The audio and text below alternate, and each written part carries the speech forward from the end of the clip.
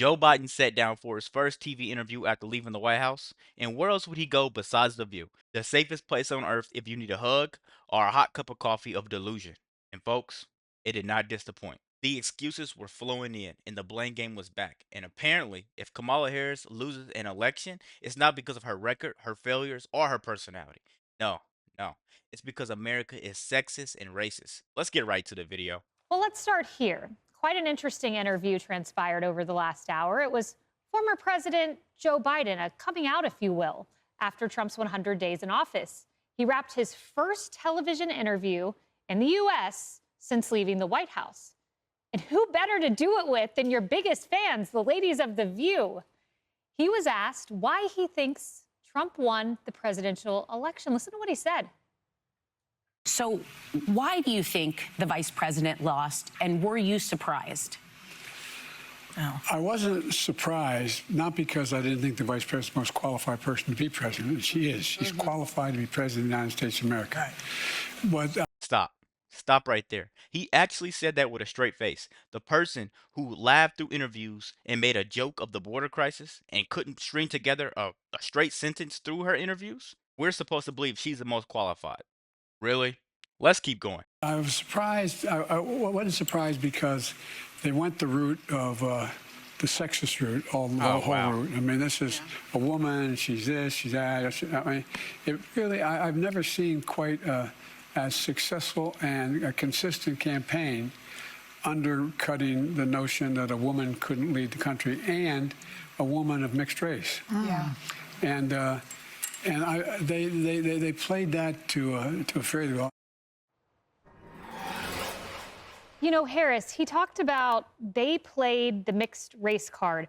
I don't recall Donald Trump, J.D. Vance, Caroline Leavitt, anyone in President Trump's orbit bringing up the race of Kamala Harris. That seems like a horribly horrific lie and excuse, and yet that's the reason he's bringing it to The View. Well, he has his own agenda on all of Exactly. No one a part of Trump's camp brought up Kamala's race to begin with. You know, this is another fake narrative to gaslight you to the highest level. This is just covering up a failed vice president who was never popular to begin with. this. He's trying to rescue a sinking ship, better known as his legacy and reputation. So good luck with that. The only time I remember it was when basically the president was ambushed at the NABJ convention. And, you know, we had one reporter go after him, and race did come up in that conversation decidedly. But what former President Biden is talking about is a reason to blame because they didn't want him. And then he goes on with, beyond that, why they might not have wanted her. He picked her for vice president. So if he thought that those were going to be an issue, the minute they put her atop the ticket, he should have been out there vociferously, out there really defending her, but he wasn't. It was so hard to understand him. He was still the mumbling and at times bumbling person that they didn't want on the left, and the nation decided they didn't want. So he can play the mixed race card, as he calls it, all he wants, but I don't think he's understanding the moment, and it's an opportunity for him to say, look, we didn't get some things right. I want to help my party now and tell them Bidenomics weren't the answer. He could be useful in this moment to the party if he cared about it more than he cares about himself. Yeah, and instead he argues that that was the central message of the Trump campaign. In no way, shape, or form was it. He then says that he was asked very specifically, would you have beaten President Trump? Here's what he said. Mr. President, you had previously said that you thought that you would have won. Since then, Donald Trump won all the battleground states and made inroads with almost every major demographic, from working class voters to Hispanic men to black men. Knowing what you know now, do you think you would have beat him? Yeah, he still got 7 million fewer votes. Yes. There you go, okay? A lot of people didn't show up. This part was just painful.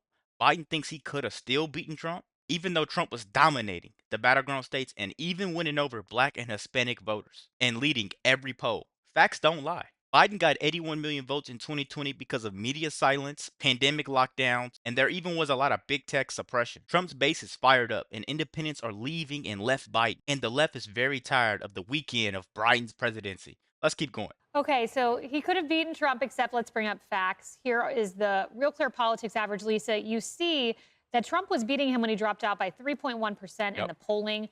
That is more than double than what Kamala Harris lost by. And as a reminder, she lost the popular vote by 2 million. Yeah, I mean, Kaylee, the numbers tell the story, as you just showed on the screen there. I just keep asking myself now that Joe Biden has resurfaced, when did the cover up begin? Because everyone keeps asking the question, should he have run for reelection in 2024? But I think the real question is, should he have run in 2020?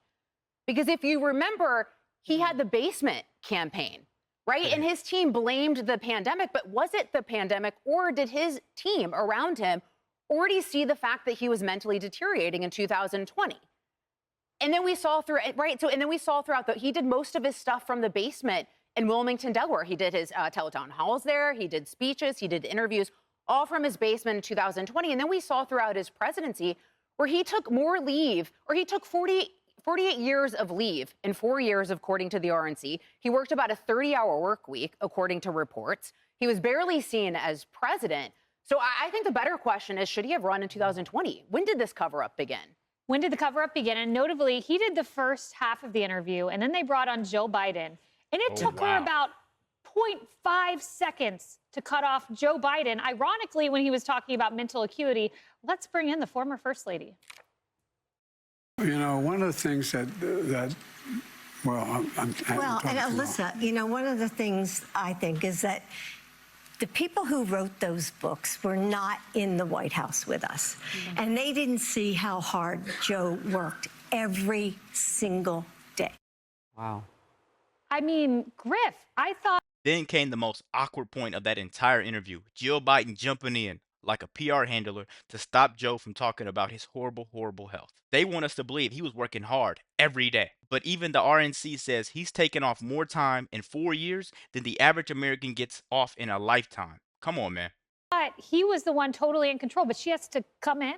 Well, and you know what's fascinating is, and I watched the first 30 minutes just with President Joe Biden, and in typical Biden fashion, he made glaring mistakes over and over again. The one that really stood out is they asked the optimal question, which is, had you gotten out earlier, could Harris have actually had a chance? Alyssa Griffin asked that question, and he said, I gave her a full 6 months. Like 6 months, you gave her 100 days before you got out. And now you've got Jill Biden stepping in to rescue her husband. And a lot of people are speculating, are they going to write a book? Are they doing The View because they're going to go write a book? The question now is, a little bit to Lisa's point, will that book really tell the true story of the mental acuity decline, or will it simply just be trying to blame Nancy Pelosi and Chuck Schumer and Barack Obama for not supporting Biden, you know, and unearthing a lot of, you know, dirty laundry, so to speak? That's not a book that's going to sell. What will sell is if the American people can finally learn